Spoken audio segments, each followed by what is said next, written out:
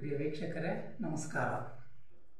ನಾನು ನಮ್ಮ C A ಸ್ವಾಮಿ, ವೀಕ್ಷಕ ಕನ್ನಡ ನ್ಯೂಸಿಂದ. ಪ್ರಿಯ ವೀಕ್ಷಕರೇ, ಇವತ್ತು ಒಂದು ಮೋಸದ ಜಾಲದ ಬಗ್ಗೆ ನಾವು ಆಲೋಚನೆ ಮಾಡಬೇಕಾಗಿದೆ. ಇವತ್ತು ಏನಾಗ್ಬಿಟ್ಟಿದೆ ಅಂದರೆ, ಮೈ ಬಚ್ಚಿ ದುಡಿಯೋರ ಸಂಖ್ಯೆ ಭಾಳ ಕಮ್ಮಿ ಆಗಿಬಿಟ್ಟಿದೆ. ಒಳ್ಳೆ ಜೀವನ ಮಾಡ್ತಕ್ಕಂಥದ್ದು ಭಾಳವ್ರಿಗೆ ಮೈ ತುಂಬ್ಕೊಂಡ್ಬಿಟ್ಟಿದೆ. ಅದು ಎಂಥ ಜೀವನ? ಮೋಸದ ಜೀವನ. ಮೋಸದ ಬಲೆಯನ್ನು ಎಣೆದು ಬಿಟ್ಟು ಆ ಬಲೆಯಲ್ಲಿ ಅಮಾಯಕರನ್ನ ಕೆಡವೋದು. ಇಂಥ ಜಾಲಗಳು ಅತಿ ಹೆಚ್ಚಿನಲ್ಲಿ ತನ್ನ ಕಾರ್ಯನ ನಿರ್ವಹಿಸ್ತಾ ಇದ್ದಾವೆ. ಒಂದು, ಈ ಸಣ್ಣದರಿಂದನೇ ಹೋಗೋಣ ನಾವು. ಒಂದು, ನಿಮಗೆ ಮಾಸಾಸನ ಮಾಡಿಸ್ತೀವಿ ಅಂತ ಹೇಳೋದು, ಹೇಳ್ಬಿಟ್ಟು ಅವರ ಅಸಹಾಯಕತೆಯನ್ನು ನೋಡೋದು. ನೋಡಿಬಿಟ್ಟು ಒಂದು ಖಾಲಿ ಸ್ಟ್ಯಾಂಪ್ ಪೇಪರ್ ಸೈನ್ ಮಾಡಿಸ್ಕೊಂಡು ನಿಮಗೆ ಮಾಸಾಸನ ಮಾಡಿಸ್ತೀವಿ ಅಂತೇಳಿ ಆಸ್ತಿಯನ್ನು ಕಬಳಿಸ್ತಕ್ಕಂಥ ಖದೀಮರು ಇದ್ದಾರೆ, ಅಮಾಯಕರವರು. ಯಾಕಂದರೆ ಅವರು ಅಕ್ಕಪಕ್ಕದವ್ರನ್ನಾಯಿತು ಯಾರನ್ನ ಕೇಳಿ ಸೈನ್ ಹಾಕೋದಿಲ್ಲ, ಅವ್ರಿಗೆ ತಿಂಗಳು ಸಂಬಳ ಬರುತ್ತೆ ಅಂತ. ಇದು ಒಂಥರ ಮೋಸದ ಜಾಲ. ಇನ್ನೂ ಒಂದು ಮೋಸದ ಜಾಲ, ನಿಮ್ಮ ನಂಬರು ಬಹಳ ಸೀನಿಯಾರಿಟಿ ಹಳೆಯದಾಗಿರೋದ್ರಿಂದ ನಿಮಗೆ ಲಕ್ಕಿ ಡ್ರಾ ಬಂದಿದೆ, ಸುಮಾರು 8-10 ಸಾವಿರ ಬೆಲೆ ಬಾಳತಕ್ಕಂಥ ಒಂದು ಬಾಕ್ಸ್ ಬರುತ್ತೆ ನಿಮ್ಮ ಅಡ್ರೆಸ್ಸಿಗೆ, ಬಂದಿದೆ ನಿಮಗೆ. ನೀವು ಪೋಸ್ಟ್ ಆಫೀಸಲ್ಲಿ ಹೋಗಿ ಅದನ್ನು ತಗೊಳ್ಬೇಕು ಅಂತೇಳಿದ ಮೇಲೆ ಇನ್ನೂ ಒಂದು ಬೇಡಿಕೆ ಇರ್ತಾರೆ ನೋಡಿ. ನೀವು 3-4 ಸಾವಿರ ಅಲ್ಲಿ ಮೊದಲು ಹಣವನ್ನು ಬರೆಸಬೇಕು, ಇಲ್ಲಾಂದರೆ ಅವರು ಪೋಸ್ಟ್ ಆಫೀಸಲ್ಲಿ ಬಾಕ್ಸ್ ಕೊಡೋದಿಲ್ಲ ಅಂತ ಹೇಳ್ತಾರೆ. ಇವ್ರಿಗೇನಾಗುತ್ತೆ, ಬಾಕ್ಸಲ್ಲಿ ಏನೋ ಬೆಲೆ ಬಾಳ್ತಕ್ಕಂಥ ಬೆಳ್ಳಿದು ಡಬ್ಬಿಗಳಾಗಿರ್ಬೋದು, ಬಂಗಾರದ ಓಲೆಗಳು ಬಂದುಬಿಟ್ಟಿದೆಯೋ ಏನೋ, ಇನ್ನೂ ಏನೋ ಆಸೆ ಇರುತ್ತೆ ಅವರಿಗೆ. 8 ಸಾವಿರ ಅಂದರೆ ಬಂಗಾರದ ಓಲೆ ಇಡಲ್ಲ ಸಾಮಾನ್ಯ, ಬೆಳ್ಳಿ ಡಬ್ಬಿ ಇಡ್ತಾರೆ, ಇನ್ನೇನ ಸ್ಟೀಲ್ ಸಾಮಾನು ಅವು ಬಂದಿರ್ತವೆ, ಇಲ್ಲ ಮೊಬೈಲ್ ಆದರೂ ಬಂದಿರ್ತದೆ ಅಂತ ಏನೋ ಇವರಿಗೆ ಮನಸ್ಸಿನಲ್ಲಿ ಏನೋ ಕಲ್ಪನೆ ಮಾಡಿ ಅಲ್ಲಿ 3 ಸಾವಿರ ಬರ್ಸಿದ ಮೇಲೆ ಆ ಥರ ಇವರಿಗೆ ಸರಿ ಏನು ಬಂದುಬಿಟ್ಟಿದೆಯೋ ದೇವಲೋಕದ ಅಮೃತನೇ ಬಂದುಬಿಟ್ಟಿದೆಯೋ ಏನೋ ಅನ್ನೋ ಆ ಥರ ತೆಗೆದು ನೋಡಿದರೆ ಹಳೆ ಡಬ್ಬದ ಚೂರುಗಳು, ಪ್ಲಾಸ್ಟಿಕ್ ಸಾಮಾನುಗಳು, ಪೇಪರ್, ಇದು ನಡೀತಾ ಇರತಕ್ಕಂಥದ್ದು. ಇದನ್ನು ಹಲವಾರು ಸಾರಿ ಪತ್ರಿಕೆಗಳಲ್ಲಿನೂ ಸುದ್ದಿಯಾಗಿದೆ, ದೃಶ್ಯ ಮಾಧ್ಯಮಗಳಲ್ಲಿನೂ ಬಂದಿದೆ. ಇನ್ನೂ ಒಂದು ಜಾಲ, ನಿವೇಶನ ಹಂಚುತ್ತೀವಿ ಅಂತೇಳಿ ಈಗಾಗಲೇ ಇದು ದೊಡ್ಡ ಮಟ್ಟದಲ್ಲಿ ದೃಶ್ಯ ಮಾಧ್ಯಮದಲ್ಲಿ ನೋಡಿರ್ತಾರೆ. ನೋಡಿದವರು ಯಾರು ಈ ಜಾಲದಲ್ಲಿ ಬೀಳೋದಿಲ್ಲ. ನೋಡದೇ ಇರುವವರು ಬಹಳ ಸುಗಮವಾಗಿ ಈ ಜಾಲದಲ್ಲಿ ಬೀಳ್ತಾರೆ. ಈ ಸೇಟಿನ ವಿಚಾರ ಏನು ಮಾಡ್ತಾರೆ ಅಂದರೆ, ತಿಂಗಳಿಗೆ ಕಂತು ಕಟ್ಟೋದು ಅಂತೇಳಿ, ತಿಂಗಳಿಗೆ ಇಷ್ಟು ಕಟ್ಕೊಂತ ಹೋಗೋದು ಅಂತೇಳಿ. ನಾವು ಲಾಟ್ರಿ ಮಾಡ್ತೀವಿ, ಲಾಟ್ರಿಯಲ್ಲಿ ಬಂದ ತಕ್ಷಣ ನಿಮಗೆ ಕಟ್ಬಿಡ್ತೀವಿ ಅಂತೇಳಿ ಆಸೆಯ ಬಲೆ ದೊಡ್ಡ ಮಟ್ಟದಲ್ಲಿ. ಈ ಕೆಲವರು ಅಸಹಾಯಕತೆ ಇರೋರು ತಿಂಗಳಿಗೆ 2 ಸಾವಿರ ಕಟ್ಟೋತಾನೆ ನಮಗೊಂದೇನೋ ಒಂದು ನೆಲೆ ಸಿಗುತ್ತೆ ಅಂತೇಳಿ ಅಲ್ಲಿ ಡೆವಲಪರ್ ಹೆಸರು ಎಲ್ಲ ಹಾಕಿರ್ತಾರೆ. ಒಂದು ಜಮೀನು ತೋರಿಸ್ತಾರೆ, ಇಲ್ಲಿ ಮಾಡ್ತಾಯಿದ್ದೀವಿ ಅಂತೇಳಿ. ಅದರಲ್ಲಿಯೂ ಕೂಡ ಎಷ್ಟೋ ಮೋಸ ನಡೆದಿರತಕ್ಕಂಥದ್ದು ಕಾಣ್ಬೋದು. ಅವರು ಡೆವಲಪರ್ಗಳ ಬೋರ್ಡ್ ಎಲ್ಲ ನಾಪತ್ತೆ ಆಗ್ಬಿಡ್ತಾರೆ. ಕೋಟಿಗಟ್ಟಲೆ ಹಣ ಸಂದಾಯ ಆಗ್ತಾರೋ ಅವ್ರಿಗೆ, ಅಡ್ರೆಸ್ ಇರಲ್ಲ ಅವರಿಗೆ. ಹೆಡ್ ಆಫೀಸ್ ಇಲ್ಲೇ ಅಂತ ಹೇಳ್ತಾರೆ, ಹೆಡ್ ಆಫೀಸಿಗೆ ಬೇಗ ಹಾಕಿರ್ತಾರೆ. ಮನೆಯವ್ರು ಕೇಳಿದ್ರೆ ಏನಂತಾನೆ ಅವ್ರು ಖಾಲಿ ಮಾಡ್ಕೊಂಡು ಹೋದ್ರು ಅಂತ ಹೇಳ್ತಾರೆ. ಮನೆಯವರಿಗೇನು, ಮನೆಯವ್ರಿಗೆ ಯಾರೇನು ಮಾಡೋಕ್ಕಾಗುತ್ತೆ? ಏನು ಮಾಡೋಕ್ಕಾಗಲ್ಲ. ಇದು ಒಂದು ಜಾಲ. ಇನ್ನೂ ಒಂದು ಜಾಲ ಇದೆ. ಸರ್ಕಾರದ ಗೋಮಾಳ ಎಲ್ಲಾದ್ರೂ ಇದೆಯಾ ಅಂತ ಹುಡುಕ್ತಾರೆ. ಈಗಲೂ ಸಹ ಎಷ್ಟೋ ಅಮಾಯಕರು ಬಾಡಿಗೆ ಮನೆಯಲ್ಲಿದ್ದಾರೆ. ಬಾಡಿಗೆ ಮನೆಯಲ್ಲಿ ಹಾಕಿದ್ದೀರ ನೀವು? ನಾವು ಸರ್ಕಾರದಿಂದ ಆ ಜಮೀನನ್ನು ನಾವು ಬಿಡಿಸ್ಕೊತೀವಿ, ನಿಮಗೆಲ್ಲ ಅಲ್ಲಿ ಸೀಟ್ಗಳನ್ನು ನಾವು ವಿಂಗಡಣೆ ಮಾಡಿಕೊಡ್ತೀವಿ. 1 ಎಕರೆ ಇದೆ, 2 ಎಕರೆ ಇದೆ ಅದು ಅಂತ ಹೇಳ್ತಾರೆ. ಅಮಾಯಕರಿಗೆ ಏನು ಗೊತ್ತಾಗುತ್ತೆ ಎಷ್ಟು ಎಕರೆ ಇದೆ, ಯಾವ ಇಲಾಖೆಗೆ ಸೇರಿದೆ ಅದು? ಅವ್ರಿಗೇನು ಬೇಕು? ನಮಗೆ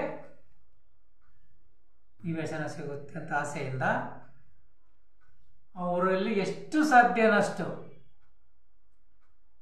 ಕಿತ್ಕೊಂಡು ತಿಂದುಬಿಡ್ತಾರೆ. ಹಣದ್ಗಳಂಗೆ ಮಾಂಸನ ಕಿತ್ಕೊಂಡು ತಿಂತವ ಪ್ರಾಣಿಗಳದಂಗೆ. ಆಮೇಲೆ ಇವರು ದಿನ ಒಂದೊಂದು ಯಾವುದಾದ್ರು ರೆಕಾರ್ಡನ್ನು ತೋರಿಸ್ತಾ ಇರ್ತಾರೆ. ಆ ಮಟ್ಟಕ್ಕೆ ಬಂದಿದೆ, ಈ ಮಟ್ಟಕ್ಕೆ ಬಂದಿದೆ ಅಂತೇಳಿ. ಕೊನೆಗೆ ಒಂದು ದಿವಸ ಆ ಜಾಗವನ್ನು, ಆ ಜಮೀನನ್ನು, ಆ ನಂಬರನ್ನು ಬೇರೆ ಯಾವುದೋ ಇಲಾಖೆಗೆ ಮೀಸಲಿಟ್ಟಿದ್ದಾರೆ ಅಂಥೇಳಿ ಇವ್ರ ತಲೆ ಮೇಲೆ ಚಪ್ಪಡಿ ಕಲ್ಲು ಹಾಕಿರತಕ್ಕಂಥ ಉದಾಹರಣೆಗಳು ನಡೆದಿದ್ದಾವೆ.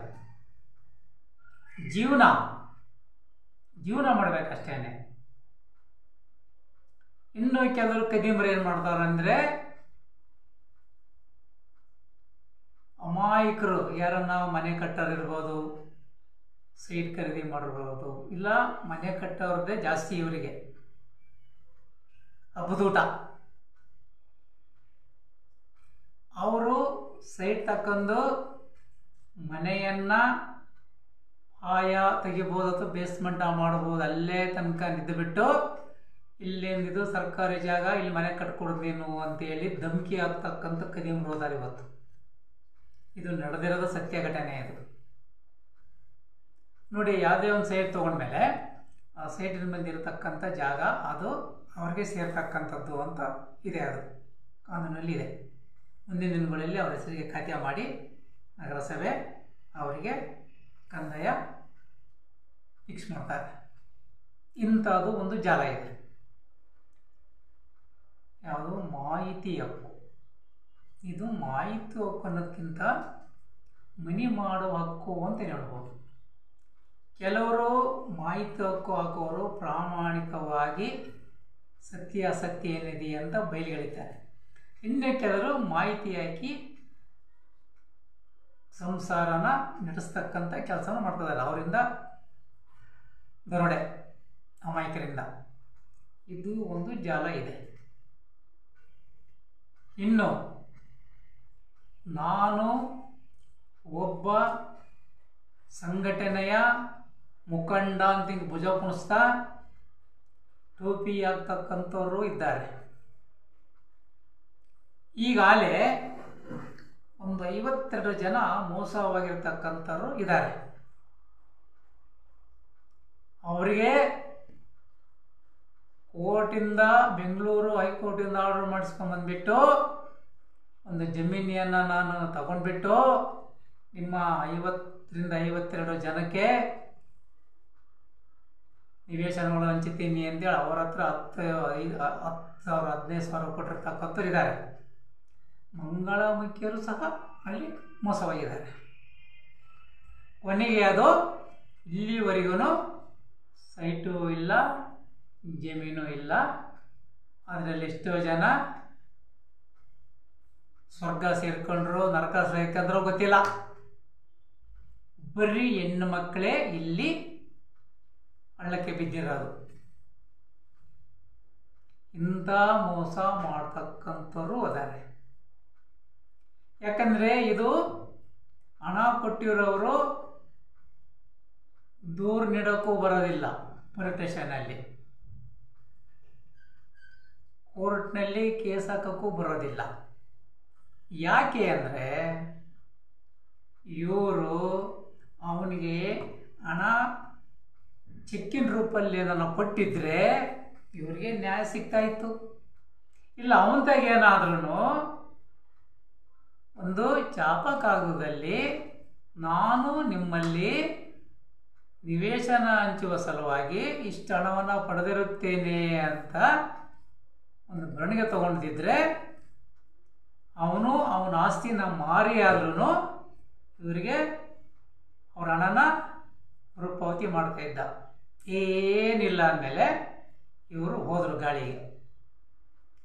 ಇಂಥ ಕದೀಮ್ರು ಕೂಡ ಭೂಮಿ ಮೇಲೆ ಜೀವನ ಮಾಡ್ತಾ ಇದ್ದಾರೆ. ಬಂಡ ಉಂಡ್ಸತ್ತ ಅಂತೇಳಿ ಅಮಾಯಕರ ಆಸ್ತಿಗೆ ಕನ್ನ ಹಾಕೋರ ಸಂಖ್ಯೆ ಇವತ್ತು ಭಾಳ ತಲೆ ಎತ್ತುತ್ತಾ ಇದೆ. ಅದರಿಂದ ಹೆಣ್ಮಕ್ಳು ಯಾವುದೇ ಒಂದು ವ್ಯವಹಾರ ನೀವು ಮಾಡಬೇಕಾದ್ರೆ ಅಕ್ಕಪಕ್ಕದವರಿಗೆ, ನಿಮ್ಮ ಸಂಬಂಧಿಕರಲ್ಲಿ ಯಾರಾದರೂ ಬುದ್ಧಿವಂತರಿದ್ದರೆ, ಇಲ್ಲ ಯಾರಾದರೂ ನಿಮಗೆ ಭಾಳ ಹತ್ರ ಇರ್ತಕ್ಕಂಥ ವಕೀಲರುಗಳಿದ್ದರೆ ದಯವಿಟ್ಟು ಅವರು ಸಲಹೆಯನ್ನು ತಗೊಂಡು ಮುಂದುವರಿತಕ್ಕಂಥ ಕೆಲಸ ಮಾಡಬೇಕು. ಇವತ್ತು ನೋಡ್ತಾ ಇದ್ದೀರಲ್ಲ ನೀವು, ಟಿ ವಿ ಮಾಧ್ಯಮದಲ್ಲಿ ಸಹ ಬರ್ತಾಯಿದೆ ಮೋಸದ ಜಾಲ ಹೇಗೆ ನಡೀತಾ ಇದೆ ಅಂತೇಳಿ. ಇಷ್ಟೆಲ್ಲ ನಡೆದ್ರು ಕೂಡ ಹೆಣ್ಣುಮಕ್ಕಳು ದುರಾಸೆಯಿಂದ ಅಲ್ಪ ಸ್ವಲ್ಪ ಕೂಡಿಟ್ಕೊಂಡ ಹಣನ ಯಾರೋ ತಿನ್ನವನ ಬಾಯಿಗೆ ಹಾಕಿಬಿಟ್ಟು ಅವನ್ನ ಉದ್ಧಾರ ಮಾಡ್ತಕ್ಕಂಥ ಕೆಲಸ ಮಾಡ್ತಾ ಇದ್ದಾರೆ. ಎಷ್ಟೋ ಜನ ಗಂಡು ಮಕ್ಕಳಿಗೆ ಇವರು ಮಾಡ್ತಾ ಇರೋ ಇಂಥ ವ್ಯವಹಾರ ಗೊತ್ತೇ ಇಲ್ಲ. ಗೊತ್ತಾಗೋದು ಯಾವಾಗ ಅಂದರೆ ಇವರಿಗೆ ಮೋಸ ಆದಾಗ ಕಣ್ಣೀರು ಆಗ್ತಿರ್ತಾರಲ್ಲ ಆವಾಗ ಸತ್ಯ ಹೊರಕೊಳ್ಳಿಸ್ತಾರೆ ಇವರು, ನಾವು ಇಲ್ಲಿ ಮೋಸ ಹೋಗಿದ್ದೀವಿ ಅಂತ. ಇದು ಬೇಕಾ ನಿಮಗೆ? ಅದರಿಂದ ನೀವು 100 ರೂಪಾಯಿ ವ್ಯವಹಾರ ಮಾಡಬೇಕಾದ್ರೂ ಇಂಥ ಆಸೆಯ ಬಲೆಗೆ ದಯವಿಟ್ಟು ಬೀಳಬೇಡ್ರಿ. ಯಾರನ್ನಾದ್ರೂ ಬುದ್ಧಿವಂತರನ್ನ ಕರ್ಕೊಂಡೋಗಿ ಪೂರ್ಣ ಪ್ರಮಾಣದಲ್ಲಿ ಇವನ ಯೋಗ್ಯತೆ ಏನು, ಇವನ ಹಿನ್ನೆಲೆ ಏನು. ಈಗ ಒಂದು ಟ್ರೇಡರ್ಸು ಒಂದು ಕಂಪ್ನಿ ಅಂತ ಬರುತ್ತೆ.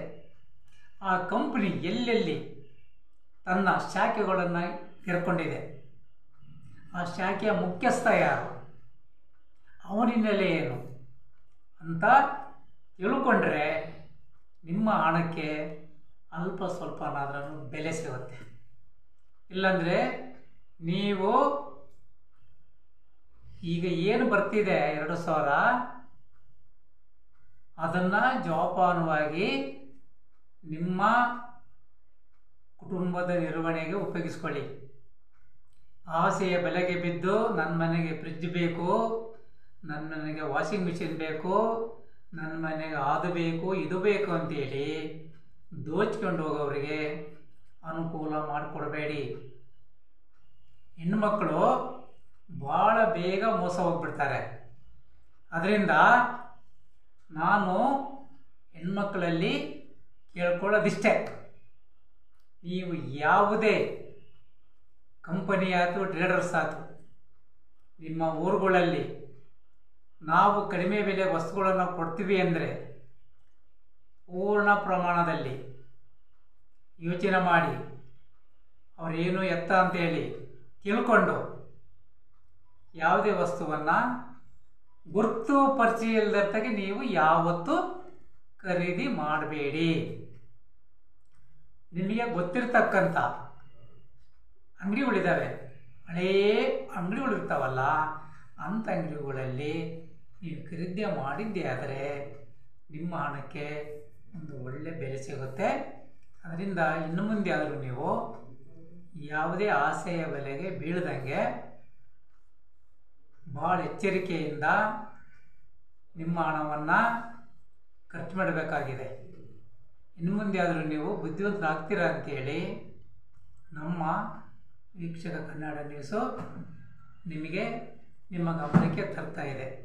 ಜೈ ಹಿಂದ್, ಜೈ ಕರ್ನಾಟಕ. ಪ್ರಿಯ ವೀಕ್ಷಕರೇ, ನಮ್ಮ ಚಾನಲ್ ನಿಮಗೆ ಇಷ್ಟವಾದಲ್ಲಿ ಸಬ್ಸ್ಕ್ರೈಬ್ ಮಾಡಿ, ಲೈಕ್ ಮಾಡಿ, ಶೇರ್ ಮಾಡಿ, ಇತರರಿಗೂ ಶೇರ್ ಮಾಡಿ. ನಮಸ್ಕಾರ.